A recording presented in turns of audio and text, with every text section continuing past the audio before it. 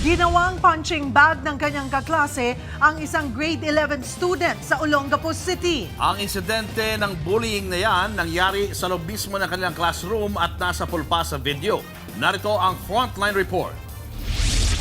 Kaliwat ka ng suntok ang pinakawalan ng isang estudyante laban sa kanyang kaklase. Nangyari yan sa loob mismo ng kanilang classroom. Ang lalaking nanapak, hinila at inawat. Pero tila may nambubuyo pa. Saglit na napigilan ang gulo. Pero maya-maya, muling sumugod ang lalaking naka-t-shirt. Ginawa niyang punching bag ang biktimang hindi pumapala. Sa isa pang punto, merong nambato ng silya at pati ang nanapak na lalaki ay nanghampas din ng upuan. Namagitan naman ang kanilang mga kaklase at muling umawa. Ang viral video na yan nakarating na sa Department of Education's Coast Division Office ng Olongapo City.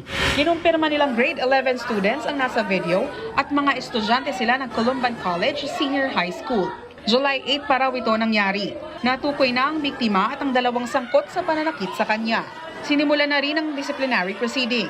Ayon naman sa eskwelahan, may ginagawa na silang investigasyon. Agad-ani lang nila ang biktima sa klinik para sa medical assistance. Mayroon ding libreng psychological assistance intervention para sa mag-aaral. Habang ang mga sangkot sa pananakit, ipinatawag na gayon din ang kanilang magulang.